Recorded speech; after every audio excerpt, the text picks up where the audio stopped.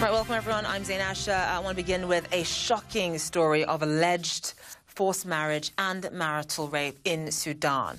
A young woman, young teenager I should say, Nora Hussein, has been sentenced to death for killing her husband as he apparently tried to rape her not once, but actually twice. This is the only photo we have of Nora. She's there dressed in white.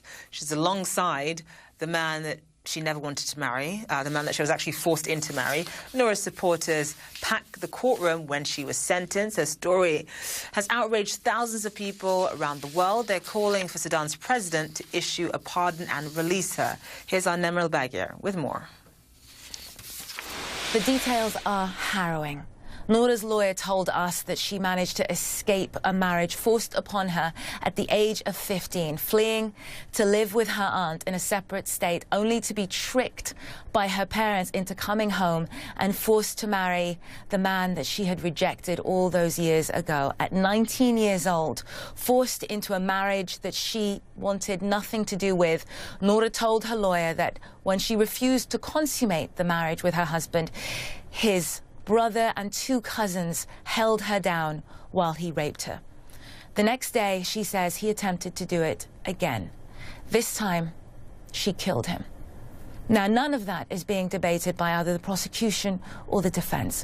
What is being debated is whether Nora had the right to refuse, whether such a thing as marital rape even exists. Under Sudanese law, it does not. And that is what is sparking controversy, not just in Sudan, but around the world. Her legal team, who actually have volunteered their services, say that they're hoping that the fact that she was forced to marry this man while 15, so legally still a minor, the age of formal consent in Sudan is 16, even though marriage is legal from 10 years old, the bride has to give her consent if she is under 16.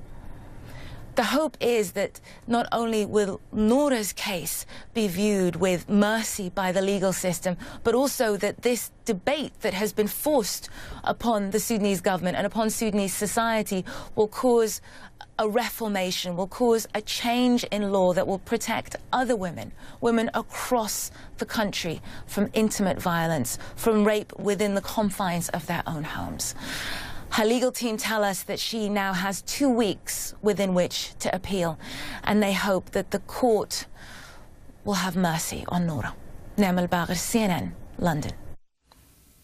And a lot of people are actually praying for her as I speak. As Nima mentioned, she has just 2 weeks to appeal. Rawa Cody is a Sudanese-American activist working with the Justice for Nora campaign. I talked to her about what could end up happening next in the case. There are three scenarios could be happen, from the appeal hearing, which is the deceased family can pardon completely and Nora will be free, just, held in a state sentence. I don't know exactly what's the charge for that. And also if they pardon partially, Nora will, be free after the money retribution will be paid.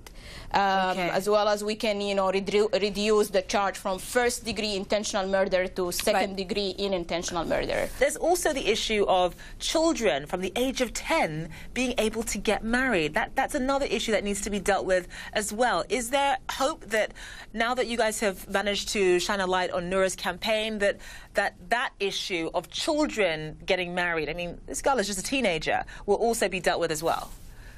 Yes, actually, from our posting on social medias, we are having a very good and effective decision with the Sudanese community.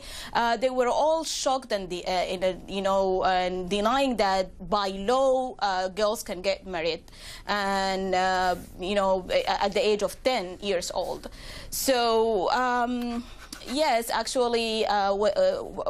Working on Nora's case brought in attention to a lot of things like, child marriage, marital rape, and by the way, marital rape is not criminalized by Sudanese law. So yeah, we have succeeded to raise awareness among these issues as well. For the first time, the district attorney have attended the course during the entire trials, and the Minister of Justice have sent a delegation decision to make a special report about Nora's case.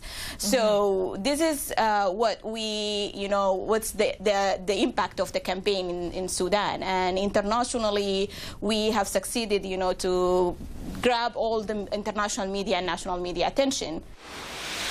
That was Rawa Cody of the Justice for Nora campaign speaking to me about half an hour or so ago.